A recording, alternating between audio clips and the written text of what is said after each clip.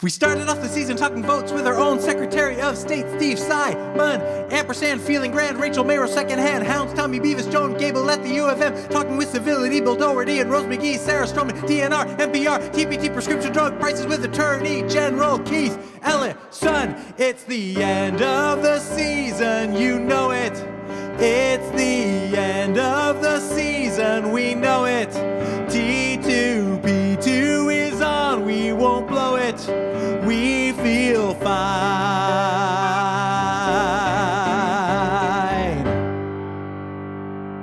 Happy Thanksgiving, let's start the show. Ladies and gentlemen, please say hello to your cast for the evening. It is Denzel Beelin, Jim Robinson, Aaron Roberts, Heather Meyer, Chris Rodriguez, and Brandon Boach. Now, please put your hands together for the one, the Danger. Yay! Yay! This is so weird and fun. Hey, everybody. I am so happy to be with you all on this lovely Monday night. My name is Tane Danger. I am the host of this show called The Theater of Public Policy. For folks who've never seen one of our shows before, what do? We talk to a very smart person about a big issue or idea or a set of things. And then we have this team of amazing improv comedy performers who take everything that we have talked about and they bring it all to life through entirely unscripted improv comedy. So it's literally all made up on the spot, no pre-planning, all off the top of their heads. So it is amazing and it is fun. And for years, we have been doing it live here at the Bryant Lake Bowl, which is our home theater. Obviously, things are very different this year, and so we are coming to you all virtually in a very safe way where we are all socially distant. I, though, am here still at the Bryant Lake Bowl because I can't leave. No, I'm here because we love this place. It is our home theater, and we want it to survive. And obviously, things are hard, and particularly right now, if you are tuning in from somewhere else, Minnesota made the tough decision to close bars and restaurants for in-person dining because of our big spike in COVID cases. But the good news is that the Bryant Lake Bowl is still around, still available for you to purchase things from and support them. They are going to be doing takeout in December again. But in the meantime, you can do things like get really cool swag from them. Like I bought this cool pint glass that has their logo on it. They've got hoodies. They've got socks. They've got a lighter, all things with the Bryant Lake Bowl logo on them. And if you go and you buy them, then you are helping support this amazing theater, restaurant, and bowling alley all in one. And they could really use the help. All these things make excellent stocking stuffers and presents. So go to the Bryant Lake Bowl website. Destiny will drop the link in the thing, and you can go there now, do some holiday shopping early, and support a wonderful, independent, local restaurant, bowling alley theater. Okay, so thank you to the Bryant Lake Bowl. Also, big thank you.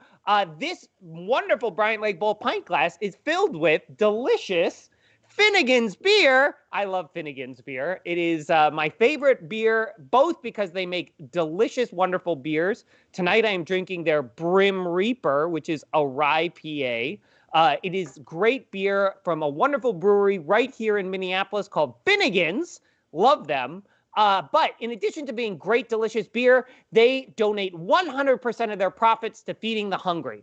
Again, challenging time right now for a brewery, and they are keeping going. They are keeping the brewery alive, but it would mean a lot to them, and it would be a big help if you went and got some beer, some Finnegan's beer. You could go to your liquor store and buy a case of Finnegan's beer, or you can go to the Finnegan's Tap Room in Minneapolis. Obviously, the tap room's not open right now, but they are doing curbside delivery of anything you order, any growlers that you want to fill. And if you use code T2P2, letter T number 2, letter P number 2, when you check out, you get 20% off. So it's a great deal. You're supporting a great local brewery, and you are helping feed the hungry. It's all good things. Go get some Finnegans, buy some Bryant Lake Bowl merchandise. Make sure that the places that we love make it through this terrible, horrible pandemic year. Okay. Now that all of that is out of the way, I am so excited. This is our final show of the fall season, and I have not interviewed anybody in person since March, basically, because we've been doing all our shows virtually.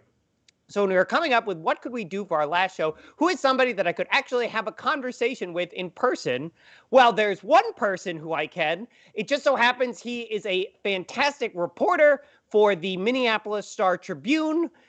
He covers the entire metro region area. Before that, he covered the city of Minneapolis. He's covered state politics, national politics. But today, we are really going to focus on all of the hidden systems that make this region run. Some things will be specific to the Twin Cities region, but some things are just interesting ways that the world works beneath our feet and behind the scenes that he is an expert in. He is also conveniently my fiance, which means that we already live together, so he can come and appear live on the show right now, wherever you are. Please do a big round of applause. Eric Roper, everybody. Hey. Yay! I hope that was very dramatic for people at home. Yeah, I was wondering when you were going to mention that we were engaged. Yeah.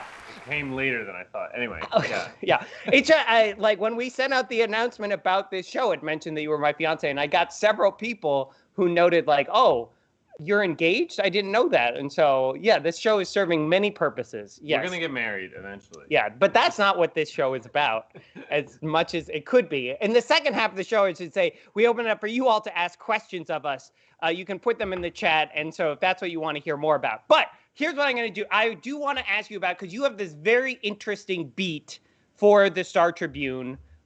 You cover hidden systems, things like behind the scenes and whatnot. So I promised we were going to talk about at least 3 of those systems: drinking water, wastewater, and recycling. So because you actually took a field trip just recently, before everything closed down, to where? Can you tell us a little bit about where you went recently? I took a field trip on Friday for the podcast that I host called Curious Minnesota. Listen to the podcast. Good log rolling. I'm here to plug my podcast. That's my main reason. That's the reason anybody does anything these days. Yeah, be a guest on my podcast. But yeah, so I went to the Minneapolis drinking water plant, which is in Fridley, and it's actually a really fascinating place. It's from the 1920s, most of it at least, and the architecture is, we're talking about cream-colored brick and decorative sconces and open trusses. I mean, it's like 1920s industrial place that was built as though someone was supposed to see it, which they really never were. Welcome to Architectural Review of Public Works Buildings. Yeah. No, that's great. So it's a beautiful building. First of all, why is the drinking water site in Fridley, of all places? Why isn't it in Minneapolis? So I wrote a story about how cities, Minneapolis and St. Paul, treat their drinking water. Just FYI, if you live in Minneapolis or St. Paul, your water comes from the Mississippi River. If you live in most suburbs, except those around the central cities, your water comes from the groundwater. So river water versus groundwater. Right. And so part of what I was there to report on or look at, I already wrote the story once, but it's about, how do we take river water and make it into clean drinking water? I forgot your question now. Follow-up question. How do we take river water and turn it into clean drinking water? And why is the drinking water plant in Fridley? Yeah, the Fridley part is actually one of the most interesting parts. So originally, we used to, which I forgot to answer initially. Originally, we used to pump our water, like in Minneapolis, from downtown pumps. And everybody was getting typhoid. And it was like a huge problem. I mean, people were dying literally every day because the drinking water was contaminated. Because when was this? Like 1980? Early 1900s. Okay. And late 1800s.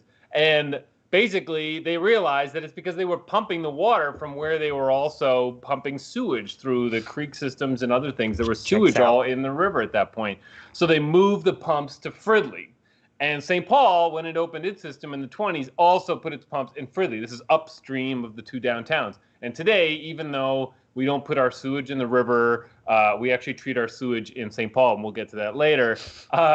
we don't need to do this. It's still where the water plants or where the pumps are for the water plants for St. Paul, Minneapolis, and where Minneapolis's treatment plant also is. Okay, so Fridley is. I do imagine that there's a story of Fridley probably lobbying to get it. Fridley does not get its water from the Minneapolis plant. It actually gets it from groundwater. Oh, so it's like the shoemaker's child wears no shoes. Yeah, I mean, they wear groundwater shoes. Yeah. Okay, so you take the water out of the river in Fridley. And then is it just, I mean, a lot of people are like, oh, it's the Mississippi. It must be very clean and delicious. Are people, who said that? No, there's actually a lot more that you have to deal with surface water than if you were to be dealing with groundwater. So there's a lot more contamination. There can be runoff. What if there was like a spill of some sort on the river? Whereas groundwater, the aquifers are so far below ground, there's a lot of filtration going on.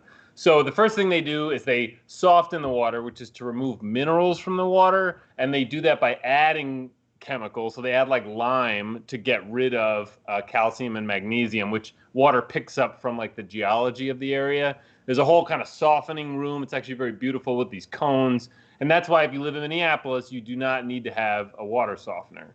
Okay. So they soften the water.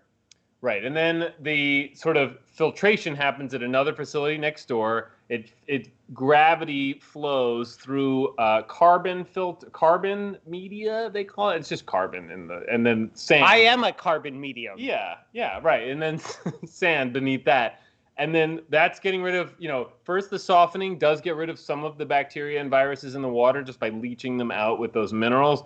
Then you get to the filter, and that gets that even smaller bacteria and viruses out. And then the last step, which is actually the most important step, is the chlorination, where they add chloramine. It's chlorine with ammonia in it. And both of those things seem bad to drink. Yeah, well, in high volumes, chlorine would be toxic to humans. But the whole idea is this happens at the very last step of the process. So it doesn't help. They've taken everything out of the water for the most part, and then they can add just a very little bit to the water so that they can kill off anything that's remaining in the water. So, so chlorination was actually like this huge innovation. I think it would be maybe like in the teens and 20s in public water systems around America. And like typhoid from water systems is fairly non-existent today. That's good. Anti-typhoid. I've always been anti-typhoid. Do not let my opponent say otherwise.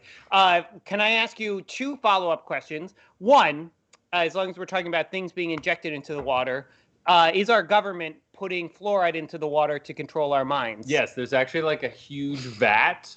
Oh, not to control.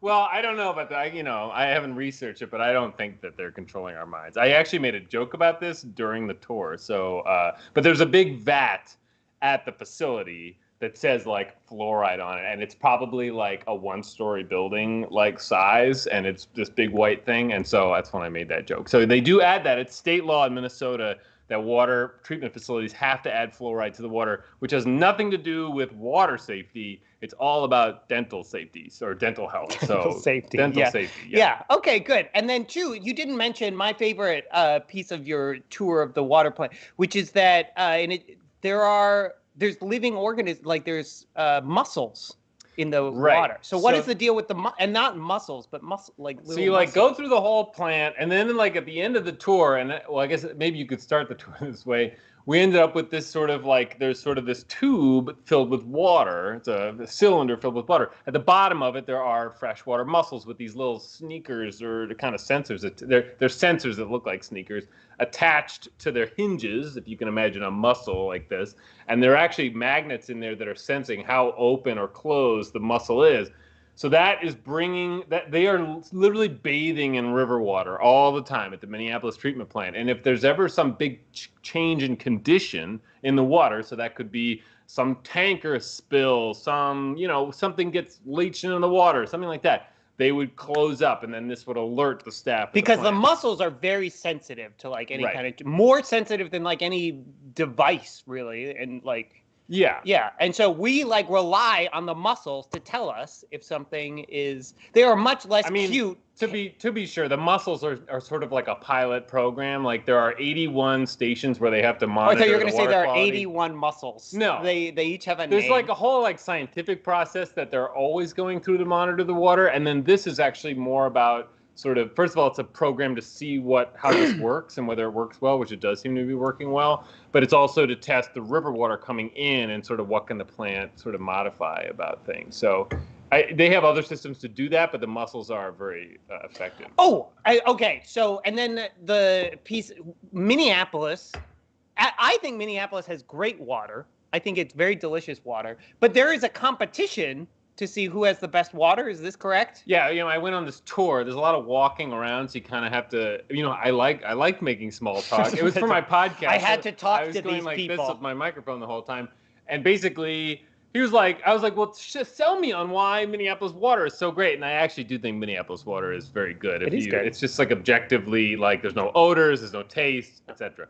But and he's like, well, there's this big like best water sort of award, and it wasn't clear to me that Minneapolis had actually won the award, but we ended up on this tangent about how the Minnesota treatment plants they have a conference every year. They bring a jug of their water, and then so like Bloomington and Duluth and Minneapolis and St. Cloud, they're all like facing off, and there's like a competition. You get best water of the year, and then if you win, you go to the national. It's kind of like Miss America or something. It's like you go to the national. It's very different, but you go to the national competition.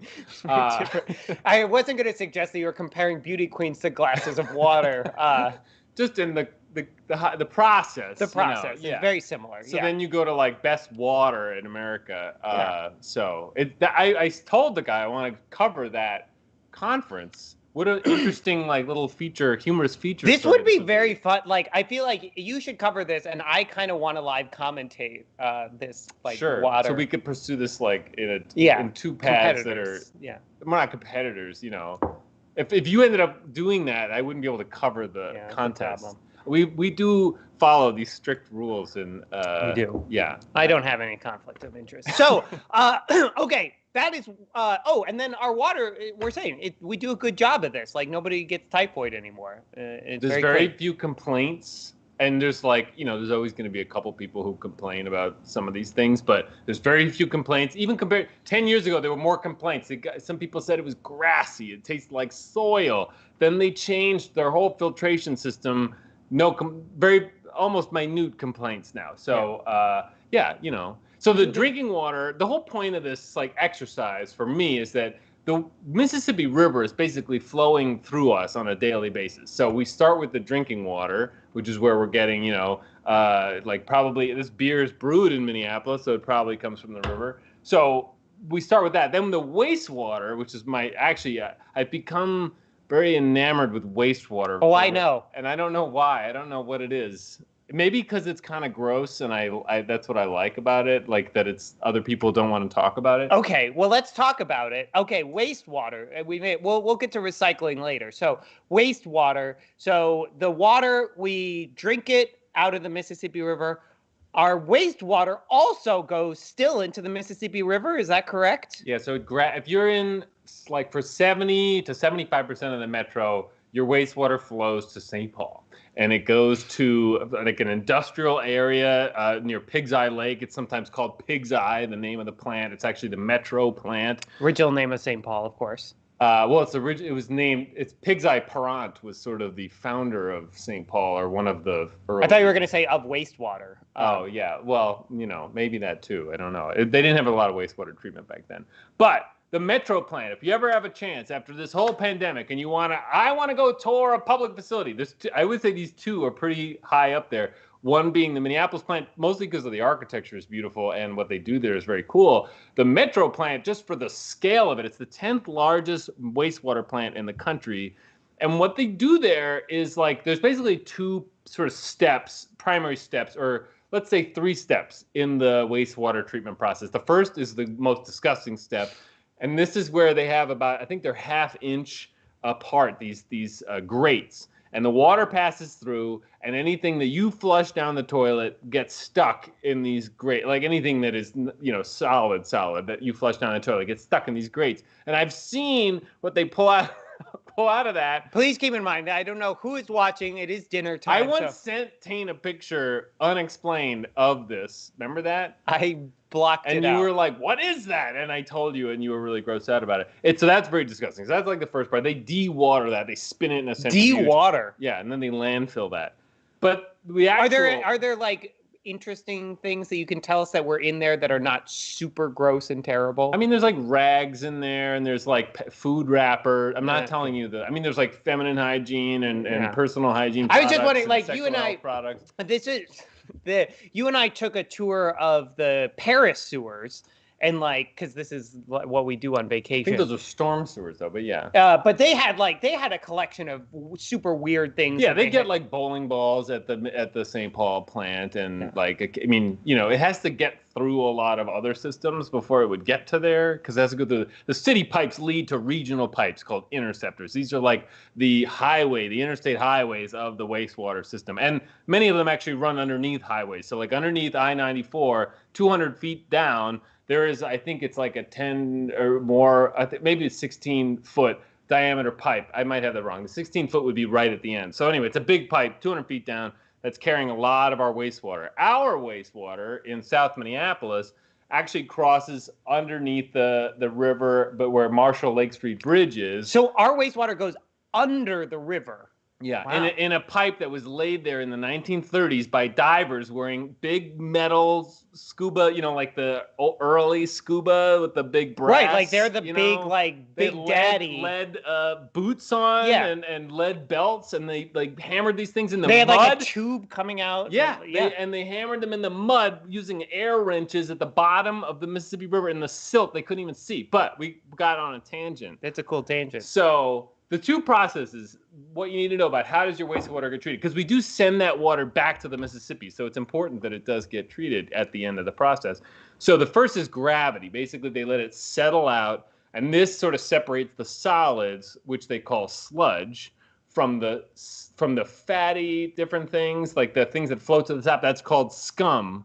And like these are just terms that you hear constantly when you're dealing with wastewater, sludge and or scum. If you have dinner with Eric and I anytime. Yeah, we do talk about this a fair amount. The sludge is dewatered, again, centrifuge, sent to these giant incinerators and just torched, basically, and lit up on fire. So that's like, you know, your feces and things like that. Do you have to do something to get the fire hot enough for this? It ends up fueling the fire. I mean, it's basically, I mean, they're dewatering it, so it's fair. I think it's like the consistency of like mud, maybe, when it gets in there. So anyway, that's the first part of the process. So the middle layer of that, they take off the scum and they get rid of the sludge. So the middle layer is like getting their clean water, right? The second part is actually more interesting. There are colonies of microorganisms that feast on the bad stuff that's in the wastewater. And the engineers and staff at the Met Council, they pump air into these tanks and they grow these colonies and they sort of augment it so that you have a little bit more of this thing and a little bit less of this thing and what have you. And these, like, I'm going to forget the names, like protozoa and things like that. They just feast on the bad stuff and then they die. And then they're sent to the incinerators too, the dead microorganisms. Have these colonies of microorganisms ever considered like banding together and declaring independence? Perhaps, yeah. I don't speak microorganism, unfortunately. Well, I mean, it's a shortcoming. Yeah. So anyway, so they burn all of the brave microorganisms that gave their lives in order to eat all of our waste. And that's called secondary solids treatment processing. But I mean, the point is, like, the gravity separation and the microorganisms are like the two things that kind of make the wastewater treatment possible.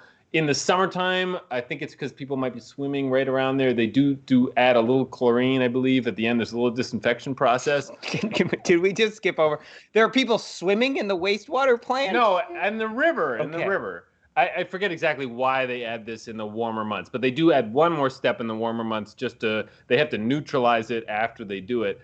But the point is that the water that leaves Metro is cleaner. Wait, isn't there a third step, or is there just the two steps? The first step was the screens. I added. Screens. These are screens I'm making with my hand here. Okay, screens, gravity, microorganisms. Right, and then it goes out to the Mississippi River, and it's So it cleaner goes back. Oh, sorry. Go ahead. Well, it's cleaner than the river it's entering at that point. So we do such a good job of cleaning our wastewater. It is literally cleaner than the water coming in. Right, and like St. Cloud has a wastewater. We're downstream of St. Cloud. There wasn't a metaphor for Minnesota that I've ever heard. Yes. Yeah. So it's, I mean, people think that maybe the Mississippi River is this, it's a great natural resource. It's something to, run around and see and enjoy. But it's also something we are very intimately tied to this body of water on a daily basis in ways that people may not appreciate entirely. Okay. This is good. That's a beautiful point. Can we do a quick lightning round of recycle? Well, can I just say one thing about wastewater? Because you can't. There's no one to tell you. It's yeah, just a screen. Eric's not allowed to have positions about things because he's a journalist. I will say I quibble about whether government does things right or wrong. These are a lot of the invisible things that government does, and just sort of the benefit of living in a society that takes care of each other. That just make it so we have good water to drink, and we do a good job of that here in Minnesota. And I honestly believe that Minnesotans should be very proud of having very good drinking water and good wastewater treatment. And no politician, it seems is going to probably run a campaign on we're putting wastewater into the Mississippi that's cleaner than the stuff that comes out, but they should. I mean, if you go to other metro areas, there's just garbage everywhere. There are, big sewage, there's sewage that does go into waterways, which it largely does not in our area. We separated our storm sewers from our sanitary sewers in Minneapolis and places like that. But also, they have failing wastewater districts. I mean, there are plagued with budget problems and whatever. So in the 70s, by creating the Met Council, one of the things we did was basically consolidate all of our wastewater into sort of these regional. It's either 8 or 9 plants. We just got one more, so it might be 9. 9 plants when there used to be dozens of plants. Cities used to have their own plants. So now we have this kind of efficiency of scale. But this is also kind of why the Met Council, I mean, they're involved in land use and they're involved in other things. And they want you to have 3 houses per acre in your city at least, partly because of financing the wastewater system. If you're on the wastewater system, we need to have it be efficient enough. And our rates are lower than most other metro areas. So, there's a lot to quibble about with the Met Council and things like that. Even Republicans who are, skeptical of the Met Council, a term I've heard is buses and flushes. That's what they should be focused on. So I think there is support for what they do in this area fairly broadly. Well, there we go. We found the one bit of bipartisanship these days, which is flushes. Okay, recycling. Recycling is the other thing that you cover a lot. You wrote a story. Was this 2 years ago? Your wish cycling story? A year ago? When did John Boehner resign? Oh, that's a while ago. We're getting that old. Day. Well, I've written this story kind of a number of times. So, it's kind of the story that keeps on giving. Okay, so Eric wrote a story. I'm going to say that's actually 2015. So it's 5 years ago, I believe, about when you put something into the recycling, all these various things that we maybe just think are recyclable, or we want them to be recyclable, we throw them in the recycling. Do they actually get recycled or not? And this story was, I'm going to brag on behalf of my fiance here, was a big deal. It was more popular on the Star Tribune website than John Boehner retiring story, and led for a long time. But the title of this was Wish Cycling. Right. Which was because we wish, we throw things and we wish that they are recycled. Which I did not invent that term. Someone did, and I got it from Bill Keegan at DemCon. We all love Bill Keegan at DemCon. He was very helpful. Bill Keegan. I hope he's watching. If he's watching, yeah. So can you just say, generally, recycling in Minnesota, do we do a good job of that too, or how do we do with that? Yes. I think the answer is yes.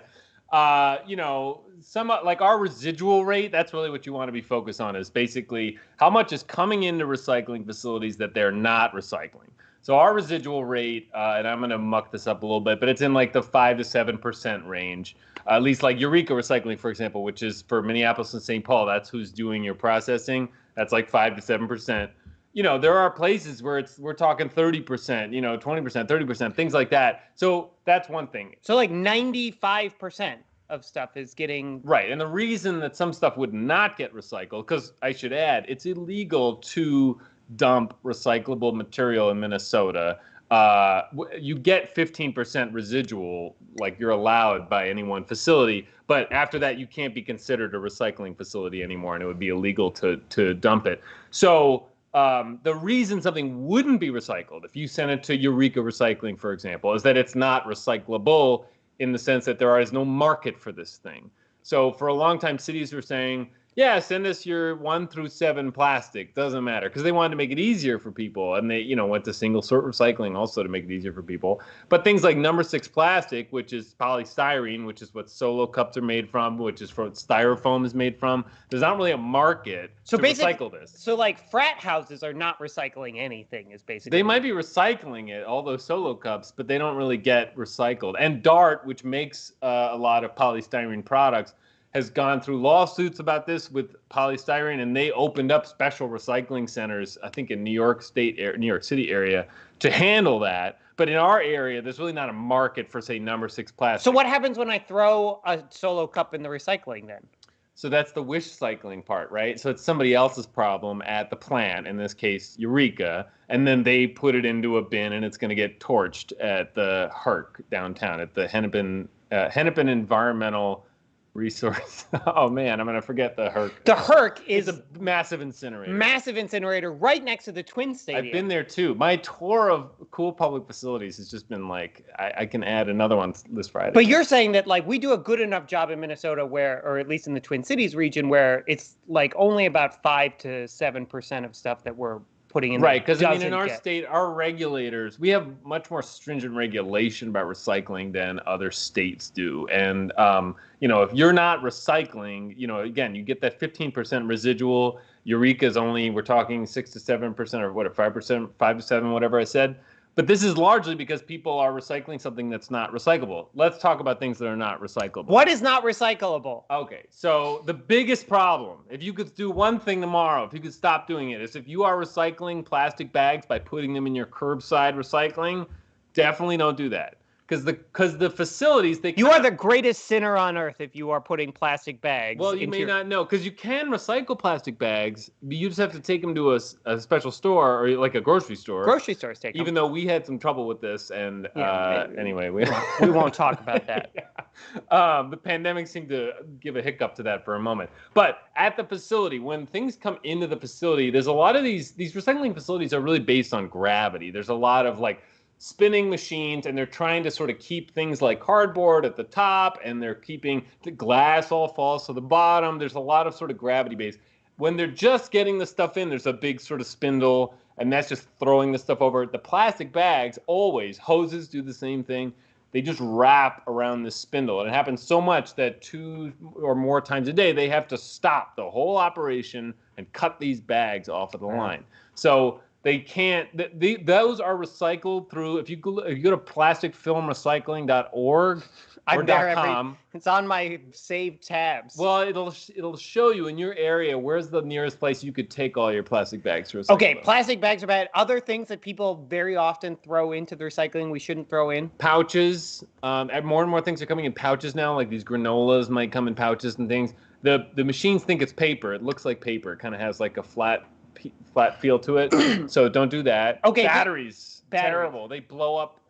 Especially lithium batteries, they blow up at the facilities. And a facility in Blaine, owned by Demcon, burned down a number of years ago because of a lithium battery that was tossed in there. But you just said something that was very interesting about like the machines see the pouches as plastic. Well, the gravity, this whole kind of gravity separator situation, the paper is going one way because it's flat. Right. But there is something that does see something. There are these machines. That's what I was trying to lead you into. Like we are getting to a point where there is like AI technology that is like looking at like the things that come in and is trying to sort it. Right. So with plastic in particular, there are machines that can just like, you got these things coming at like, I don't know how many miles an hour they're going, but let's they're say going 1,000.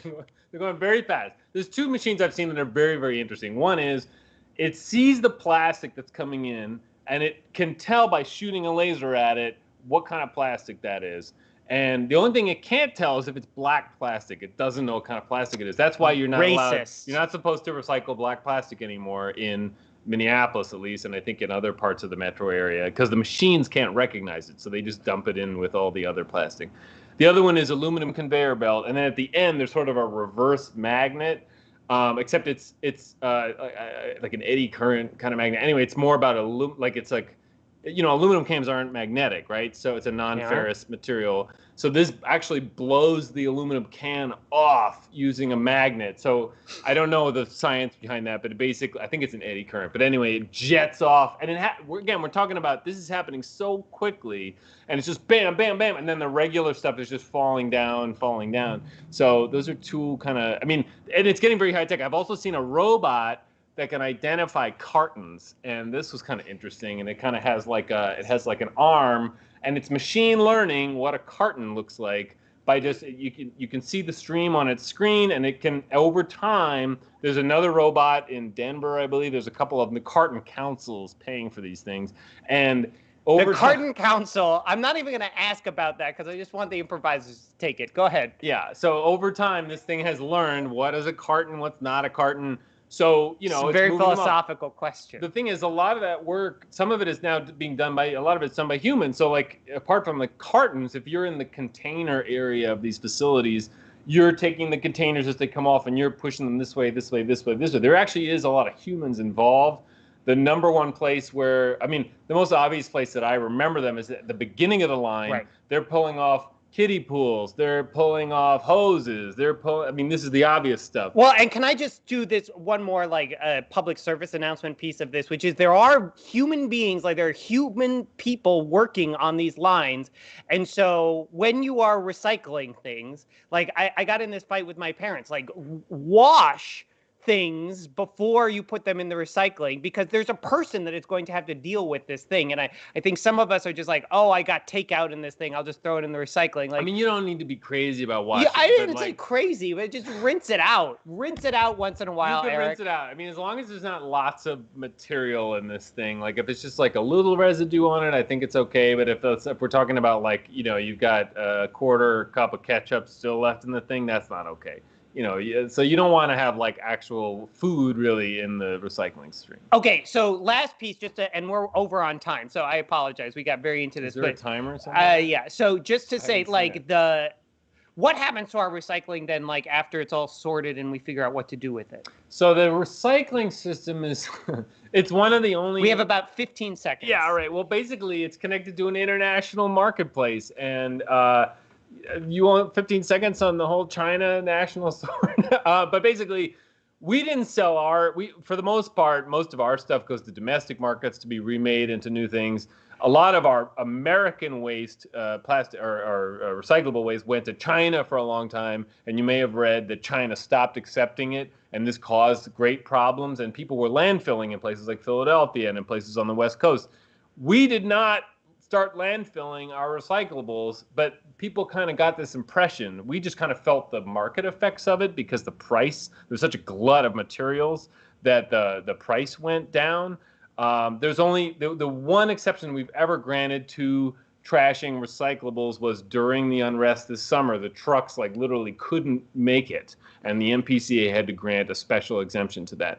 But so this is since you brought it up, I'll just say this is a weird historical fact of all the kind of things that happened that were unprecedented, first time ever this summer. One of the very small, underreported things probably is that it was also the first time since probably 1970 that we didn't recycle things that we were supposed to. I think the law came around in the 80s maybe, but first time because there was just so much happening and so much people in the streets and whatnot that the recycling trucks couldn't get where they needed to go. So It was the first time they said. But it seems like everybody knows somebody who's under the impression that what we recycle is not being recycled.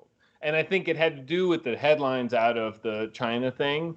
And I would just say, unless the entire government is trying to fool us, which I don't know, I guess I have faith that when I talk to these regulators that they're telling me the truth. But in our state, when you recycle something, it's getting recycled. And everybody would have to be in on it. Eureka Recycling, all these people. The fluoride people. Yeah. On that conspiracy note, from me, not Eric. Eric is the good reporter here. Can you all do a big round of applause wherever you are for Eric Roper of the Star Tribune? We are going to bring him back in the second half of the show to answer your questions. If you have questions, please put them into the chat, whether you're watching YouTube, Facebook, Twitter, anywhere. If you put a question in the chat for Eric Roper, Destiny will get it, and we will be able to put it up to Eric in the second half of the show. For now, though, I'm going to turn the stage over to the cast of the Theater of Public Policy. Everything they do is entirely made up on the spot. It is all based just on this wild conversation we had. So please, wherever you are, make a big round of applause for the Theater of Public Policy.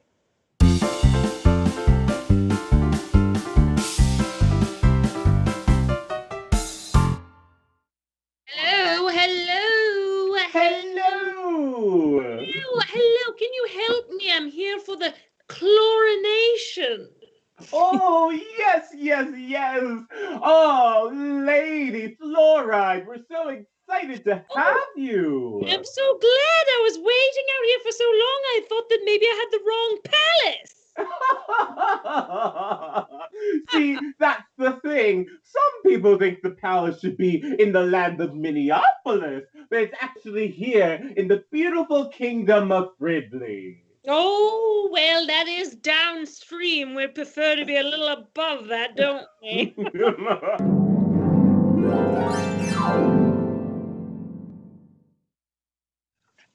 Hi, I'm from the city, and maybe you know that we have buses, flushes, and crushes. I've been watching you, and I really like you.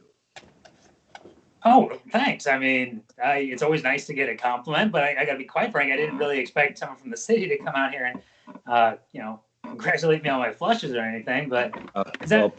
well, it's more than that. I mean, like I said, flushes, buses, and crushes. I like the way you recycle. You rinse everything off, and Oh, gosh. no, don't do Oh, that. no, God, No, stop. come on. A lot of people, they'll leave like 8 ounces of ketchup in a styrofoam container, and not you. I mean, all right, No. yeah. I admittedly, I rinsed everything out the last time, and I really maintained, and I hit it with a scrub, and all. It's just, but I didn't expect anyone to give me an award or anything like that. It's really sweet of you. Well, it's more than just an award. I want to date you. Oh, you mean?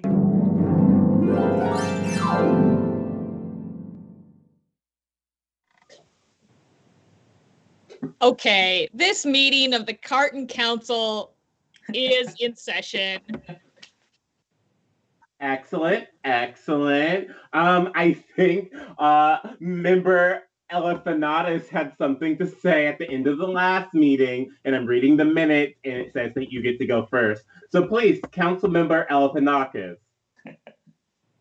Well, as you all know, my PhD is in computer science, and I think we have a breakthrough with, well, the technology, the AI learning to identify cartons. It's happened. We've done it. Oh, Oh, that's fantastic. where? What do you Wait. mean? I looked at the data, and I don't think it shows that at all. We looked over this last night. Why are you bringing this up now in the meeting? This is the time to bring it up. No, the time to disagree is in private, not with the others. I'm telling you, it's not happening. What? Oh my. All of this is being entered into the docket, so we cannot overlook the fact that you have just said opposing things about some same thing.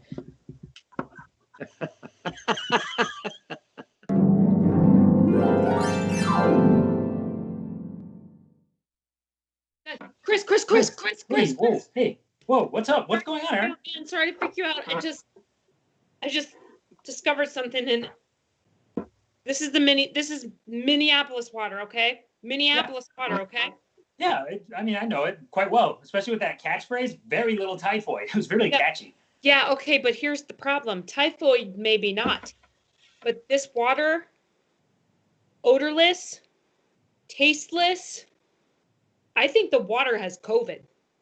Well, okay, that seems dramatic, to say the least. I feel like It's odorless. Well, I mean, those are symptoms. Maybe it has a fever too. Maybe we should check that.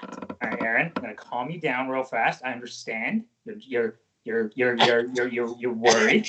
No, It no, has a no, severe no. Listen. I get it. But It's the same not thing just happened when I allergies. mentioned the word It's not typhoid last night. allergies. What? It was sneezing before. It's not just allergies. I'm concerned. Listen, this isn't about that at all, is it? You're worried because I missed your basketball game last week, aren't you? Well, thanks for recognizing that. It wasn't about the water at all, was it? It was about us and our inability to watch basketball because I hate to say it, you're really bad at it, Aaron. And I mean, I don't want to be rude. I don't mean to be, but I just wanted, Look, I do it for the love of the game, okay? yeah. You know, just saying, if you love the game that much, I don't know, maybe won't. I love you though. I hope that this doesn't actually call off the engagement because I was kind of writing on that one. I love you.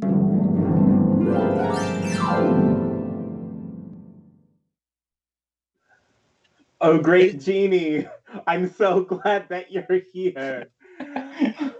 Yes, you have conjured me from the secondary solids treatment process. What wish can I grant for you? Oh, geez. I think Jim should go first. Well, I was wondering if you could put that grassy taste back in. I miss it so much. I Ooh, photosynthesized plasma, like whatever makes the leaves green, back in the water. Here. Oh my gosh. Wow, that is chlorophyllc. Thank That's you the so word. much, Jeannie. Thank you so much. Thank you. Denzel, why don't you ask the Genie for help? Okay, well, Jeannie, as you know, I am a journalist. Therefore, I can say no opinions. Could you conjure me a non-journalist fiancé who can make hard statements on things?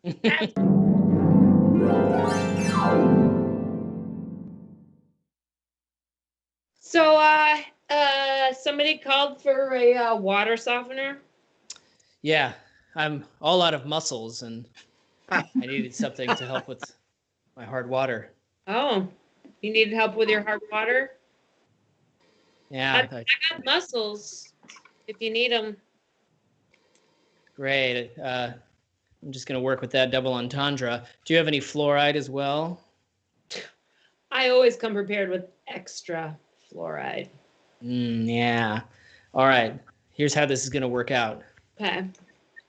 I've got you and I are Yep. going to send back my dirty water cleaner than when it comes into my house. Oh, I'm not going to let that water plant show me up. don't you let that water plant show you up. So you got your stuff? You got the equipment? I got it. You done something like this before? Oh, you know it. All right. Here's how it's going to go down. First, we're going to get that water nice and dirty. Okay. Just going to make it filthy. You know what I mean? Yes. Just trash it. Just like flush a bunch of stuff in there. Flush a bunch of stuff in there. We're just going to add like soy sauce and hot sauce, mayonnaise.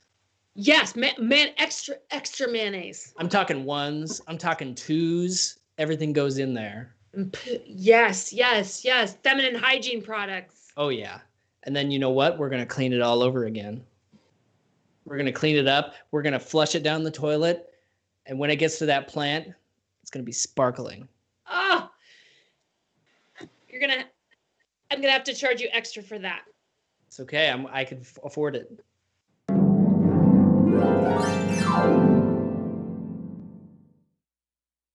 Hey, Sludge, it's Scum. How you doing? Oh, not too bad there, Scum.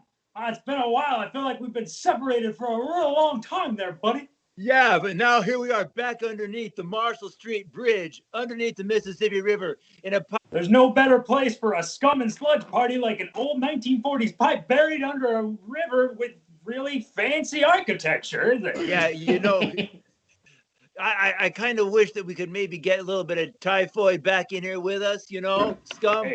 Hey, listen. I didn't bring typhoid, but what I did bring was a bunch of microorganisms that I think are really going to see. Oh, God. I think that they might actually be eating me, actually. So this actually might have been a mistake on my part. Don't leave me alone, scum. Don't leave me alone. Hey, is there a protozoa out there for me? I just say watch out for him because there's like a bunch of them, and it kind of is painful, and I don't like this. Oh, I miss you already. I miss you too, man. Well, here I am. Hope I get flushed.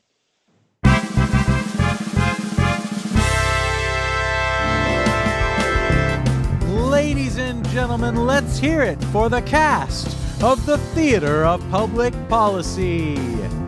Now, please welcome back to the virtual stage your host for this evening, Tane Danger. Hey, how about that, everybody? That was the dirtiest scene I think that we have ever done on this show. So thank you so much to our amazing cast for doing this. I am now going to start asking Eric Roper questions that you all have sent in. I will say there's still time if you want to send in. So if you have a question about anything at all, about any wastewater, recycling, garbage.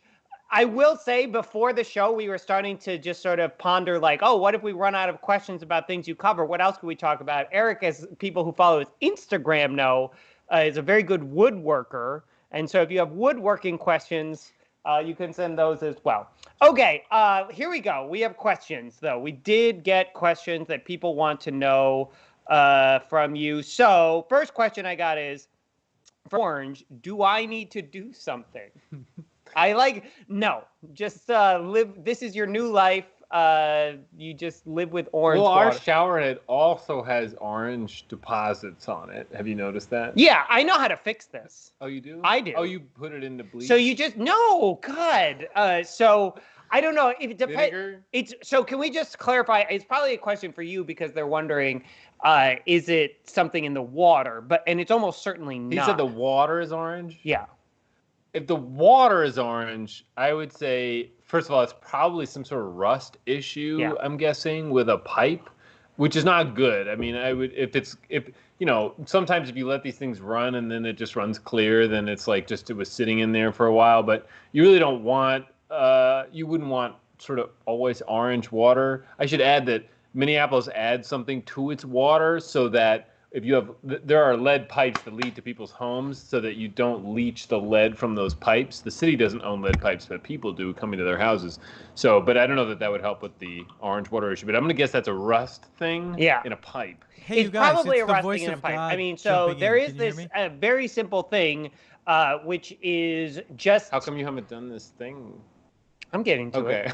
Okay. So it's just, you can take something like your shower head, if you have, like, it seems like it's not flowing as fully as it should be, and you put like a small bucket or a large cup or something and basically just fill it with vinegar, basic like white vinegar, and pour it in a cup and then let the thing soak in there, and that will break down a lot of the minerals that are in it, and your shower head will flow like new after that, and it'll get rid of a lot of that stuff. But if the rust is deeper inside your pipes, that might be a different kind of problem that we can't help with. So there you go. You should Google that, though. Thanks for coming to the show, everybody. It sounds like rusty pipes. We got a question from Rick, who wants to know, what are Eric's favorite buildings in Minneapolis? Since you were talking about architecture and how beautiful this water treatment plant is, what are your favorite buildings? Yeah. So, I mean, I like a lot of older historical buildings, and I write a lot of about that for the paper. I think that Minneapolis Central Library might be my favorite building in downtown, partly because of just like how cool it is inside, not only from an architectural standpoint, but if I think the Star Tribune magazine came out this past Sunday, but my article's not online yet. I wrote a whole homage to the government stacks at the Minneapolis Central Library. Anyway, but come back for the 10 o'clock show, which will be even more thrilling when we talk about the government stacks. I mean, I stare at City Hall every day, which I think is a very beautiful building and was modeled after, I think it's the Allegheny County Courthouse in Pittsburgh. So I think that's a very beautiful building. I also follow the Oaklands project. This is the first apartment building in Minneapolis, and there's sort of this crew that is currently they're all kind of, this isn't like a official construction crew. They're just people who bought the building, and it's sort of a team of guys. They're all redoing that apartment building, and they have a really cool Facebook feed uncovering things in that building. I'm sort of drawing a loss for, I should probably have a list of things. We really like the Turnblad Mansion. We've thought about getting married in some of these places one day. It's true. People have been asking about our wedding. I mean, the government stacks is a high contender that we would basically... Well, I think the library lobby would be cool. And then we've talked about the Turnblad Mansion, too. Here, and I, and Brandon as well, were giving tour, and Fred, our cast member, were giving tours of the Turnblad Mansion last year, so we're very familiar with the American Swedish Institute. Okay, I'm sure at the end of this I'm going to be like, oh, I didn't say that building. Anyway, so yeah. I'm sure I'm going to come up with something better. Well, we know Rick. We can send him a note. Okay, so I've got more. So Jenny, maybe we can do this one a little quicker. She just wants to know, St. Paul water is better, right? We can do that quicker. I don't know. I don't know the answer. I only drink Minneapolis water. I've gotten a lot of propaganda about how great it is. He brings it with him when we go into St. Paul. And I do find it good. So I guess I haven't had the comparative. I mean, they have very similar systems. I can tell you that. I mean, I wrote this story about how the water gets treated, and it was very similar between the two plants. So they're doing a lot of the same things. So yeah, St. Paul water is good too. Okay, this is one we did say in the first half, but just to reiterate, because Deb had this question: what do we do with plastic bags? So you should go to plasticfilmrecycling.com or .org. I forget which one, and put in your zip code, and it's going to tell you grocery stores, larger grocery stores, Target, other places have them too, where they will accept these bags. And then there's a special area that they, like in Target, for example. And the pandemic did kind of create some problems with this, so you might want to just check it and check your local place.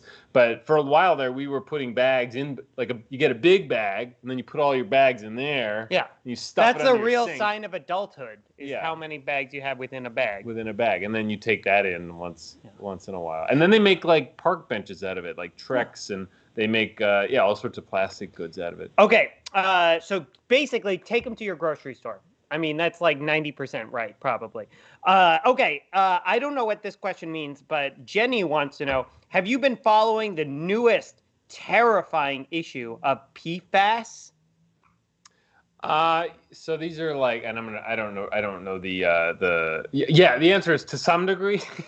So I wrote a story about biosolids, and this came up in that story. So PFAS is like basically it's a contaminant of emerging concern. I think is sometimes the phrase that's used. It's very diplomatic. No, but that's what they call it. I am also a contaminant of emerging concern. Yeah.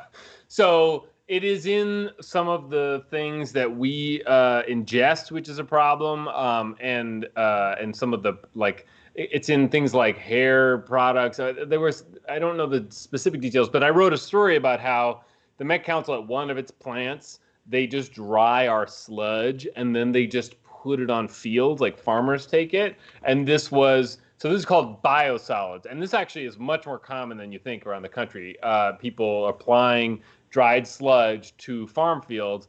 And this has been a big issue in that world because the PFAS, these emerging contaminants, they are in our wastewater. They're in, COVID is also something that you can detect in wastewater. There's lots that's in wastewater.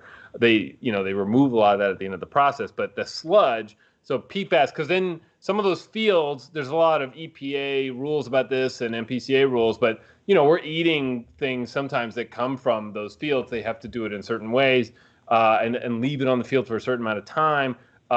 So that's what I know about PFAS. I don't know I don't know. I mean, I haven't followed it day to day. I feel like we're burying.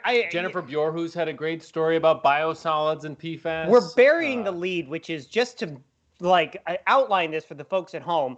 Our human waste is being used to fertilize crops. Not our waste. If you live in Dakota County, yeah. Well, I mean, anything goes out there. If you live near Empire Township and I think Lakeville might be on that system, but our waste is burned. The waste part is burned. The water is, kept. Okay, I've got I don't know. I'm going to ask you this. It's off topic now, but since we brought up woodworking, somebody wants to know what interests you about woodworking and what is the funnest and or most difficult project you've made? Yeah, why are you so obsessed with woodwork? And I want to get a little, we do some of this together. Eric's much better at this than I am. I'm there to hold boards and run things through machines. We're thinking about we should have a gay woodworking YouTube channel. Yeah, please tell us if you would be interested. The gay woodworking hashtag is interestingly unexplored. Yeah. This could be our niche. If you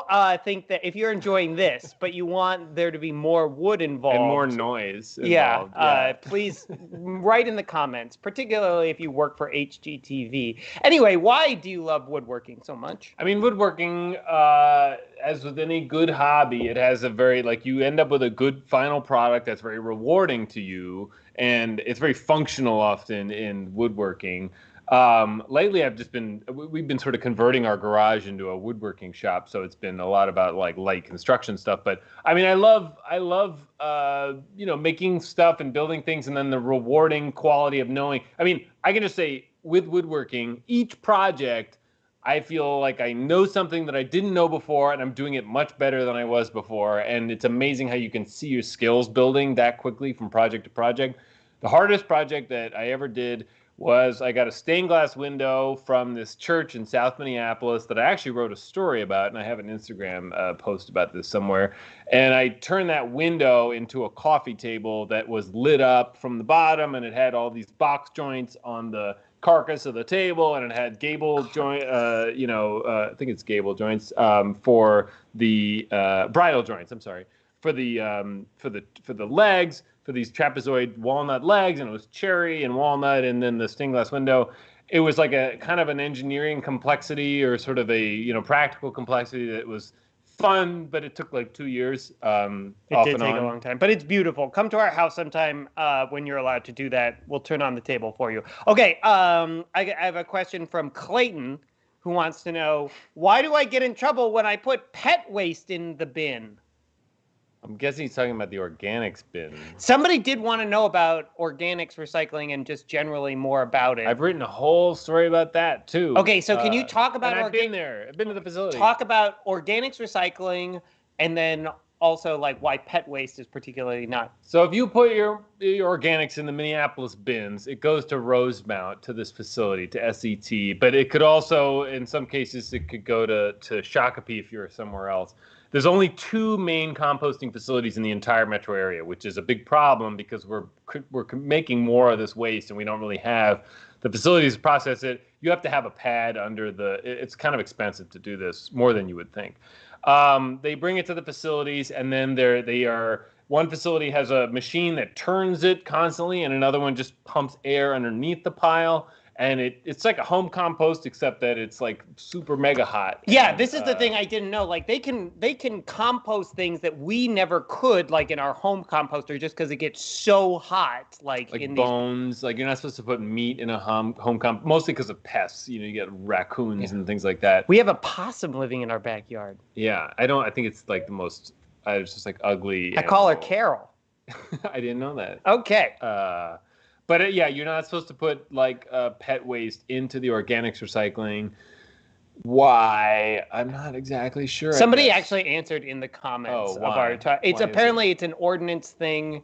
Of course, it's an ordinance thing, but why is there an ordinance? It's hard to read this and listen to you. So, but I think it's pet waste. It's just human waste. It's filled with things. Yeah, I think that what it is that it actually is filled with. It's a health issue. Heather, who's in the show, fed the pet. Yeah, well, that's the issue. Yeah, it's not just a tomato or something. It's actually this like, it could be full of, whatever pharmaceuticals that you have your pet taking, What? Can I say I love the idea that the last thing that we'll talk about on the show tonight or for this season is, pet waste. It's not a tomato. Not a tomato. Yeah, No, that's very good. different. Okay, that's good. There's some personal questions about us that I'm not gonna get into. So I guess maybe just like a final thing, like, you've written about, like, particularly with the recycling stuff, organics and other kinds of recycling. And garbage. Garbage is another one. We haven't talked about garbage. It's like, I don't know, like there's people are freaking out about a lot of stuff recently. I think that, is there anything that you can say to just sort of like center people on, like, I can't keep track of where everything goes, what everything is all about, like just simple things like, oh yeah, just do this, and do this when it comes to like garbage and recycling, so that it's like very manageable. Well, garbage is easy. You can just toss it in the garbage.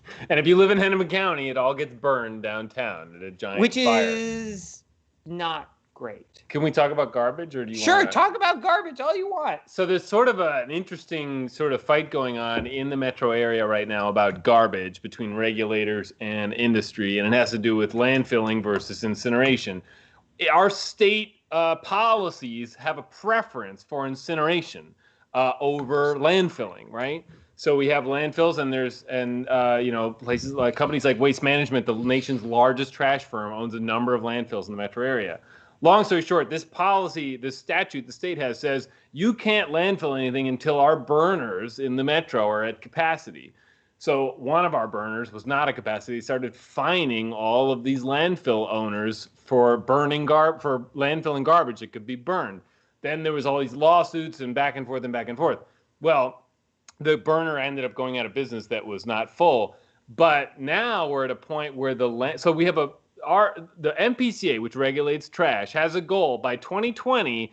I hope I have this right, but getting us I was about to say, like, 2% landfilling, and we're still at like a quarter landfilling. So they have a month. Right, yeah. I mean, but the point is that now the landfills are getting to the point where they need to request more capacity, and you have regulators that have like all of this track record of saying, like, we don't want landfilling and we're going to try to direct things away from landfilling. But they may have to grant these requests. I mean, they don't have to. They're going to have to deliberate on these requests. So I've been kind of waiting for the right time to write about this. Don't scoop me on this story, whoever's watching. I've given away my story. Somewhere, David Montgomery's like, I'm sick of writing about COVID. But basically at some point, the people who own landfills in the metro area are going to come asking for more for permission, because there's like, this is tightly regulated how much they can landfill at any given time and what the capacity of these landfills are. So it's interesting. I mean, people like Eureka, and Eureka is like an advocacy organization, and in addition to being a recycling organization, they say, look, it's just as bad. It's air pollution versus water pollution. It's one or the other, right? Landfilling versus burning, but the state preference is actually burning. So, and if you live in Hennepin County, your garbage is burned. And if you live in Ramsey County, your garbage is also burned. But it's burned by Xcel Energy at a separate plant. And they remove the recyclables from your garbage. Oh, Ramsey actively. Does that? Ramsey and Washington County own a facility in Newport, which I've been to, where they basically take out anything they can from the trash, not the recycling, that's still recyclable. So they'll get rid of, and that's a great expense, right? They got to remove all that. And then they send it to go be burned. Hennepin County, they just take the whole bag and throw it in the fire. So it's a different setup between the two. Wow. I am so grateful for this conversation. I worry only now, like, we have to come up with new things to talk about if we're ever allowed to have people over again, because like we've burned through most of our... Anybody who knows me has heard a lot of this before, I've actually seen that in many of the comments. So, but it's not wherever you are, can you all help me? We'll be back at the very end to say goodnight and say goodbye. But for right now, do a big round of applause for the talented and smart and handsome Eric Roper, everybody. Yay! And now what are we going to do? We're going to turn the stage back over to the cast of the Theater of Public Policy if they're still awake after all of this. So please, one more time, they are going to do everything made up on the spot, entirely off the top of their heads. A big round of applause for the Theater of Public Policy.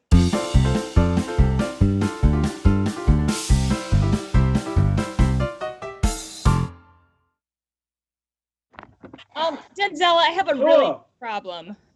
Sorry. I just had this like weird dream where like woodworking was just being spoken to me, and I just had the best sleep ever. Yes. No, it wasn't a dream. It was Eric and Tane talking about woodworking, right, Chris? Yeah, And we they were. never once mentioned that they have a gray cat named George. What? Yeah. You think they would lead with the fact that they have a gray cat named George? Right. Yeah. Now, let's not worry too much about the fact that we could see your dream in this case and understood exactly what was going on there. What we should really be concerned about is the cat. Exactly.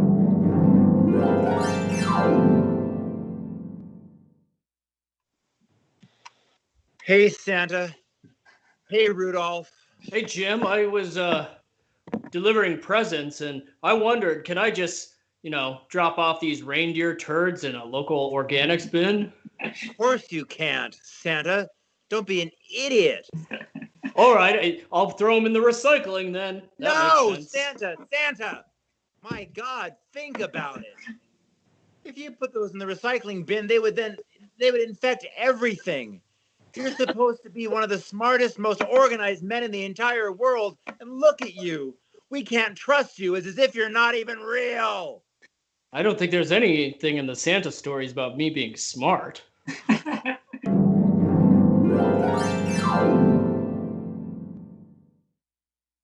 Who wants to start a fire, man? I'm ready. Let's burn it down. Oh my God, yes. I have so much garbage from my ex who just left. Yes, we are burning down so many things. So many sport jerseys. Yes. Yes. So many Xbox games. Yes. Yes. And they all can just get burned because guess what? We are not going to take out the recyclable things. We're just going to put it down and burn it. Let's just burn it. Because you know what recycle implies? That it will be reused. And you know who doesn't deserve to be reused? Kyle. Kyle. You.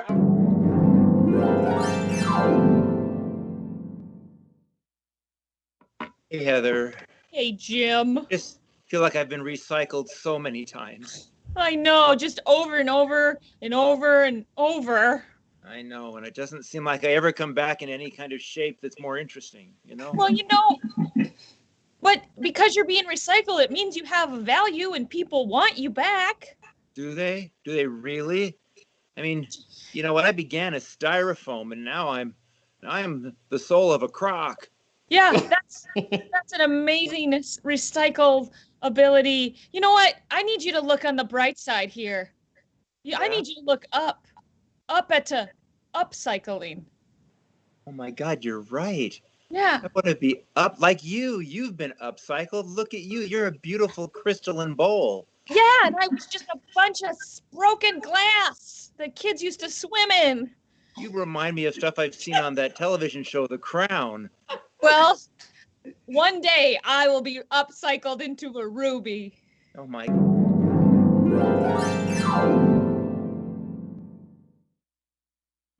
Hey, Brandon. Hey, Denzel. Are you excited for our jam sesh? I've been looking forward to it all day. I'm so great. What instrument did you decide to bring? What instrument did I decide to bring? Mm-hmm.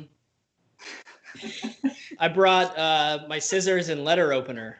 Brandon, I feel like you're phoning it in. You got me, All right. Oh.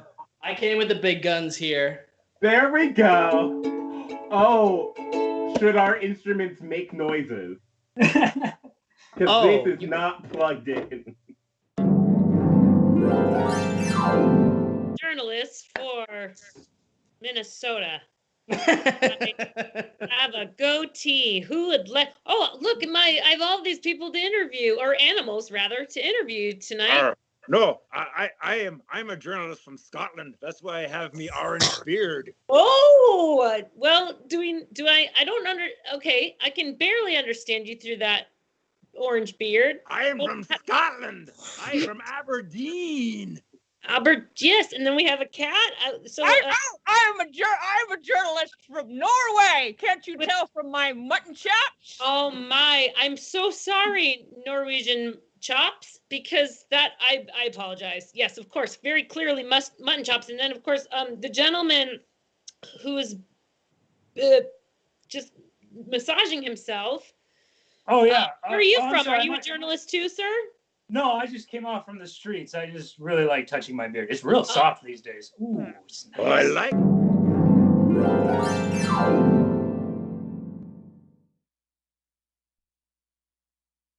Hey guys, I'm glad that you're all here. So you know how we just did an improv show and you all mentioned that you were able to clean your shower heads? Yeah. Yeah. Why haven't you been able to do that at the home that we all share?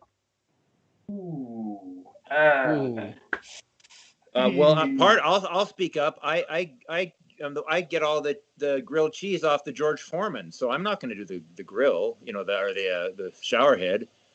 Okay. So that brings one of you out of the three of you who actually know how to clean the bathroom shower head, but for some reason, you just keep telling me you're going to get to it. I have been taking care of our backyard possum for weeks on end, and I really feel like no one's been feeding that thing except for me. So I feel like maybe I'm not responsible for this one. Okay, she does have a name, but I will let that slide. I've been too busy. I've been working on that stained glass coffee table, the one we all like, but it's, taken 3 years. And I feel like year number 4 is when it's going to get done. I also want to add that I only take baths, so, And I just want to add that I do find that table sacrilegious. It doesn't have anything to do with anything, but I'm just putting it out there. Well, it's just, Wait a minute. Hold on, Denzel, look in a mirror. Who have you not called on yet? Oh. Yeah. Who died and made you head of the apartment? What? It's not like I know how to clean. Remember, we were divvying up things, and y'all are the cleaners, and I'm the fun one. No, I saw you fill that shower head full of pennies. I think I know why it's discolored. You were shoving them in there, then turn it back on. It's not like I was like, oh, I wonder what would happen with quarters, then dimes, then nickels, and then pennies. No, who thinks like that?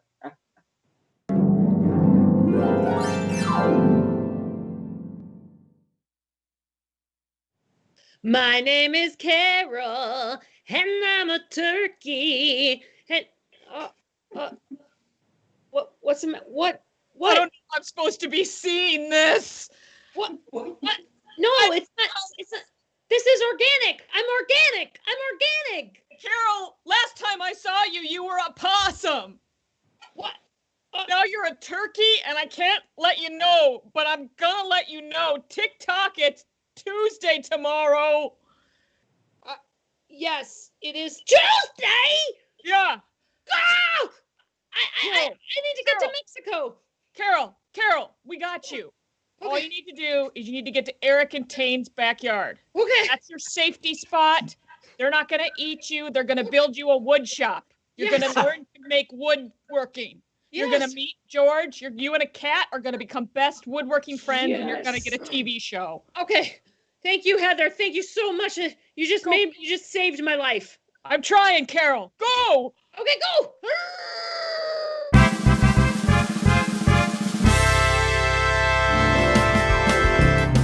Ladies and gentlemen, let's hear it for the cast of the Theater of Public Policy.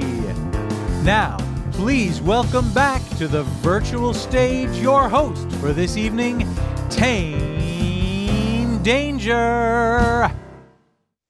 Hey, thank you all so much. That is absolutely delightful. And it breaks my heart to say that's the last improv set from us for our fall 2020 season. It was delightful. It was amazing. And I am so grateful to all of these amazing people who make this show happen.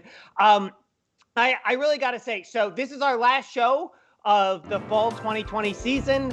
We have been doing this all virtually, and it has only worked and only been possible because of these amazing, talented, beautiful people who you are both seeing on your screen, and who you aren't always seeing on your screen, like Dennis Curley, who you saw at the very top doing this. But, tonight I had somebody say, oh, I've been watching your shows and they look so good. They look so amazing.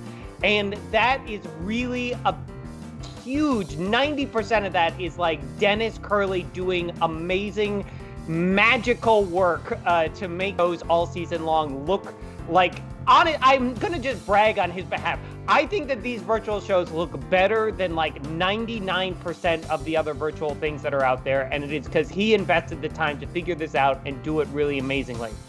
Also, our amazing team behind the scenes who makes everything work. A lot of you have interacted with Destiny, who is our amazing communications person, who answers all your questions, does all our social media posts, makes everything work in terms of communicating with you all. Anna, our fabulous productions manager, who just makes sure that we know where the hell any of us are supposed to be at any time, and that guests are going to show up and have their computers locked in and ready to go, and all these good things. And Karen, our fabulous business manager, who's been reaching out and doing so much work to try and keep this organization functioning and going all season long. Last thing.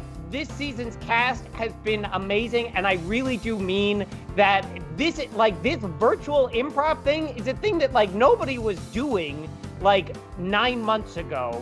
And now I think not only are we doing it, I think that these people do it just about as well and as beautifully as anybody in the whole world. And it is really just such an honor and a privilege for me to get to spend time with all of them. So obviously, tonight, you had all of these amazing people: Jim, Chris, Aaron, Heather, Brandon, Denzel. Also throughout the season, we've had Alexis and Fred. Alexis and Fred and Duck have all been part of the season as well. They are all amazing, and I am so grateful for all of them. I'll say one last time, a big thank you to the Bryant Lake Bowl for letting us keep coming here and keep doing this, to Finnegan's for supplying us, me with these beers to drink and supporting us while we've been doing the show. Oh, last thing, and I should have maybe started with this, which is just all of the people who have supported this season. I say this usually during every show. I didn't tonight because it's our last show, but normally we would, be able to pay our performers and keep the show running based on ticket sales, and we can't do that this year. And people really poured out support and made monetary contributions to make this whole thing work this year in a totally new and different way.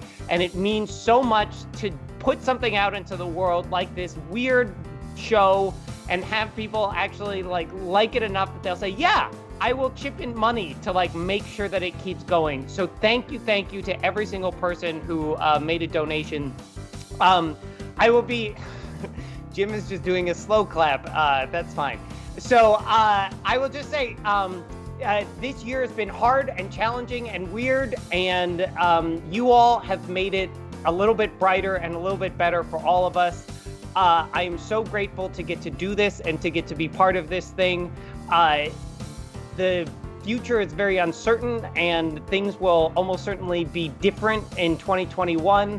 But for now, I just want to sit with the gratitude of how much I appreciate every single person who has been part of this show, every single person who has watched and supported us over these years, and this season in particular. Thank you all. Thank you so much.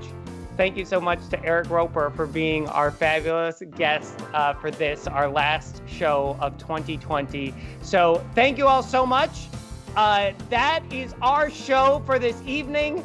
That is the Theater of Public Policy's Fall 2020 season.